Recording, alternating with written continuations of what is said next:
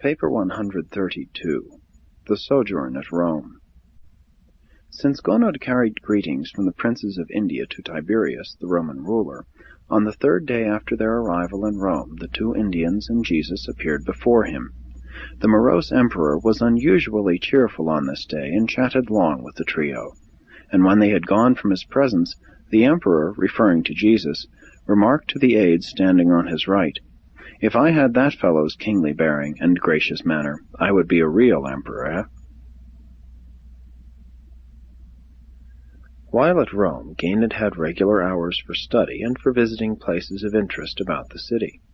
His father had much business to transact, and desiring that his son grow up to become a worthy successor in the management of his vast commercial interests, he thought the time had come to introduce the boy to the business world. There were many citizens of India in Rome, and often one of Gonod's own employees would accompany him as interpreter, so that Jesus would have whole days to himself.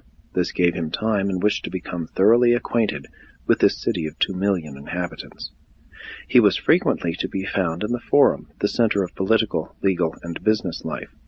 He often went up to the Capitoleum and pondered the bondage of ignorance in which these Romans were held, as he beheld this magnificent temple dedicated to Jupiter, Juno, and Minerva. He also spent much time on Palatine Hill, where were located the emperor's residence, the temple of Apollo, and the Greek and Latin libraries. At this time the Roman Empire included all of southern Europe, Asia Minor, Syria, Egypt, and northwest Africa, and its inhabitants embraced the citizens of every country of the Eastern Hemisphere.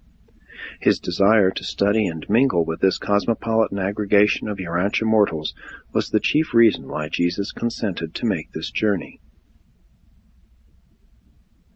Jesus learned much about men while in Rome, but the most valuable of all the manifold experiences of his 6-month sojourn in that city was his contact with and influence upon the religious leaders of the empire's capital.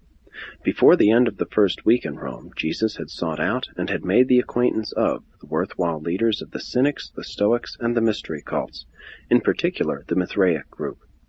Whether or not it was apparent to Jesus that the Jews were going to reject his mission, he most certainly foresaw that his messengers were presently coming to Rome to proclaim the kingdom of heaven, and he therefore set about, in the most amazing manner, to prepare the way for the better and more certain reception of their message.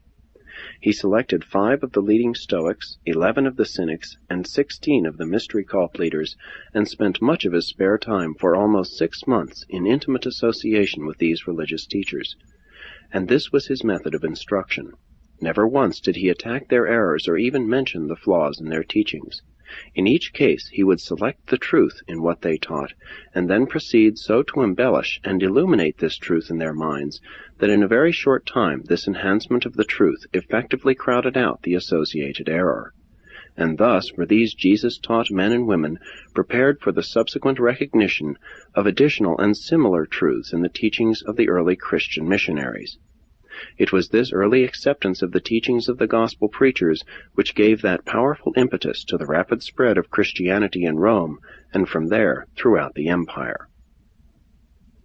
The significance of this remarkable doing can the better be understood when we record the fact that, out of this group of 32 Jesus-taught religious leaders in Rome, only 2 were unfruitful.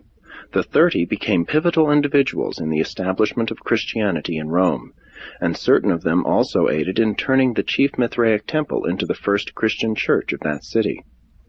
We who view human activities from behind the scenes and in the light of 19 centuries of time recognize just 3 factors of paramount value in the early setting of the stage for the rapid spread of Christianity throughout Europe, and they are: 1.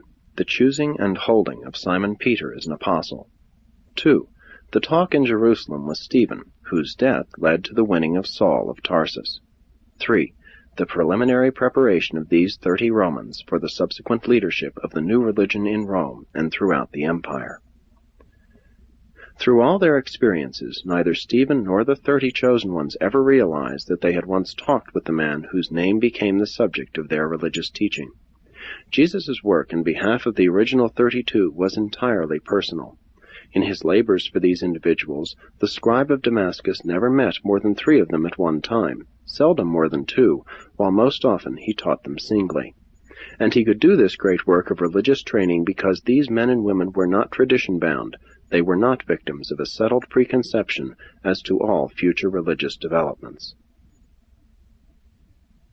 Many were the times in the years so soon to follow that Peter, Paul, and the other Christian leaders in Rome heard about this scribe of Damascus who had preceded them, and who had so obviously, and as they supposed unwittingly, prepared the way for their coming with the new gospel.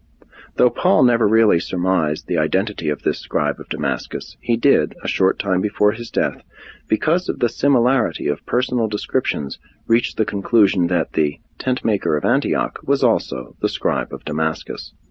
On one occasion, while preaching in Rome, Simon Peter, on listening to a description of the Damascus scribe, surmised that this individual might have been Jesus, but quickly dismissed the idea, knowing full well, so he thought, that the Master had never been in Rome.